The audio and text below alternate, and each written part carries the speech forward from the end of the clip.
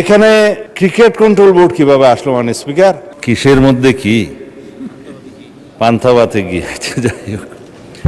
মাননীয় স্পিকার, আমাদের উত্থাপন করার বিষয়টা হচ্ছে জুলাই গণ অভ্যুত্থানে অংশগ্রহণকারীদের সুরক্ষা দেওয়ার জন্য, সাংবিধানিক এবং আইনি সুরক্ষা দেওয়ার জন্য। সেটা জাতীয় দাবিতে পরিণত হয়েছে। জুলাই যোদ্ধাদের দাবি ছিল, তার প্রেক্ষিতে জুলাই জাতীয় সনদ স্বাক্ষরিত হয়েছে। তার মধ্যে অঙ্গীকারনামার একটা দফা ছিল এবং সেই দফাটা পরবর্তীকালে যেদিন সই করব সেদিনও একটা আন্দোলনের প্রেক্ষিতে আমরা অনুরোধ করে কমিশনকে অ্যামেন্ডমেন্ট আনিয়েছিলাম তাদের দাবির প্রেক্ষিতে। তার মানে যারা জুলাই গণ অভ্যুত্থানে, ছাত্র গণ অভ্যুত্থানে অংশগ্রহণ করেছিলেন তাদের উপরে তো হানাদার বাহিনীর মতো গণহত্যাকারী আওয়ামী লীগ এবং তাদের সন্ত্রাসী গোষ্ঠী এবং পেটুয়া বাহিনী নিপীড়ন চালিয়েছে, অত্যাচার চালিয়েছে, গণহত্যা চালিয়েছে। জনতার প্রতিরোধের মুখে তাদের মধ্যেও কেউ কেউ প্রাণ হারিয়েছে। এটা যুদ্ধের ময়দানে ফয়সালা হয়ে গেছে, আমরা বলেছি। সুতরাং তাদেরকে সাংবিধানিক এবং আইনি সুরক্ষা দেয়া দরকার।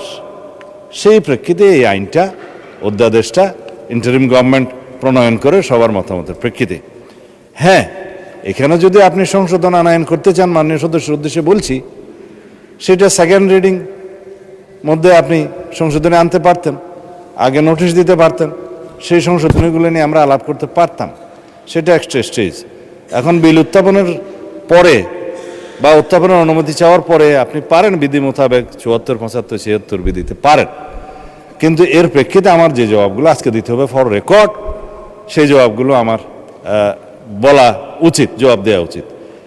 এখানে ক্রিকেট কন্ট্রোল বোর্ড কিভাবে আসলো মাননীয় স্পিকার?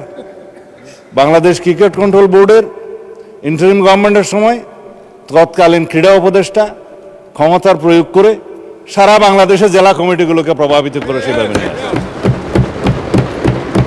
বাংলাদেশে যেগুলো রেজিস্টার্ড ক্লাব ছিল তাদের কাউন্সিলরদেরকে, হ্যাঁ, তাদেরকে প্রভাবিত করে সরকারি ক্ষমতা প্রয়োগ করে এবং হাইকোর্টে যে রিটটা দাখিল করা হয়েছিল সেটা হার্ড না করে পেন্ডিং রেখে, এখনো still it is pending with the chamber court I think, করে সর্বোচ্চ ক্ষমতা প্রয়োগ করে একতরফাভাবে ক্রিকেট বোর্ডের একটা বোর্ডিং করা।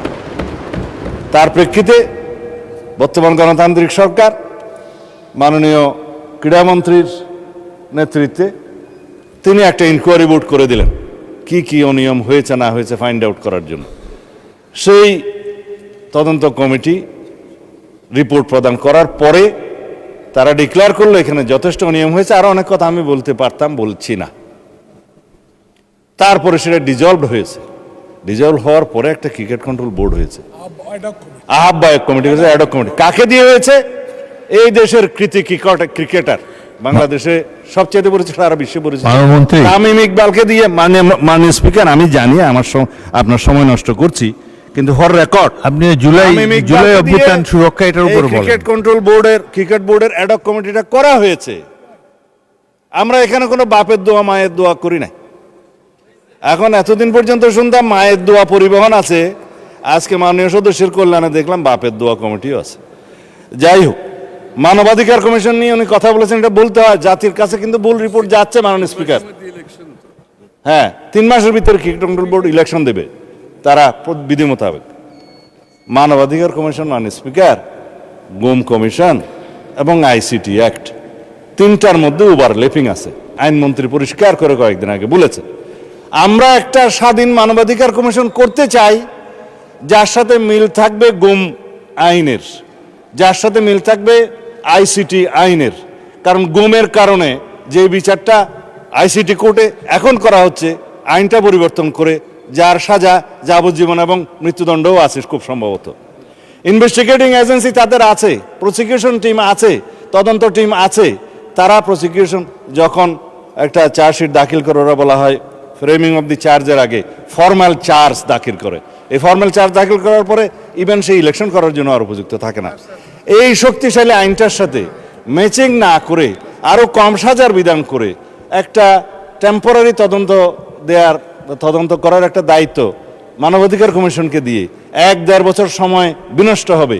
তার চাইতে যিনি ভিকটিম গুমের ভিকটিম সরাসরি যদি আইসিটি অ্যাক্টে মামলা দায়ের করতে পারে, সেখানে তদন্ত হবে, তদন্তের জন্য আলাদা অর্গান আছে, প্রসিকিউশন টিম আছে, সেইটা ম্যাচিং না করে একটা গত ইন্টারিম গভর্নমেন্ট একটা আমি বলবো বালখিল্যপনা একটা আইন করে দিয়েছে, এবং সেটার সাথে মানবাধিকার কমিশনের একটা সিমিলারিটিস থাকবে।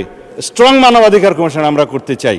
এখন যে মানবাধিকার কমিশনকে যে সমস্ত ক্ষমতা দেওয়া হয়েছে তার সাথে স্টেক হোল্ডারদের আলাপ আলোচনা ছিল না। স্টেক হোল্ডারদের সাথে আলাপ আলোচনা করতে হবে। We have a hill tracts problem, বাংলাদেশে এলজিবিটিকিউর প্রবলেম আছে।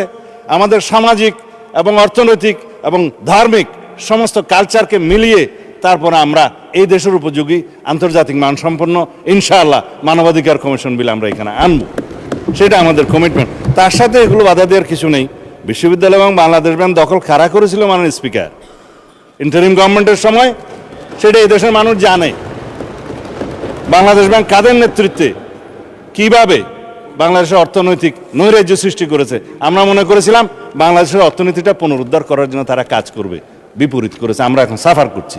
আর বিশ্ববিদ্যালয়, সমস্ত বিশ্ববিদ্যালয়ের ভাইস চ্যান্সেলর সহ অন্যান্যদেরকে কারা নিয়ন্ত্রণে নিয়েছিল মানুষ, এগুলো আমরা বলতে চাই না। এই ফ্যাসাদে আমরা যেতে চাই না। যাই হোক, মানে স্পিকার, আমি বিল উত্থাপন করতেছি যদি আপনি অনুমতি দেন।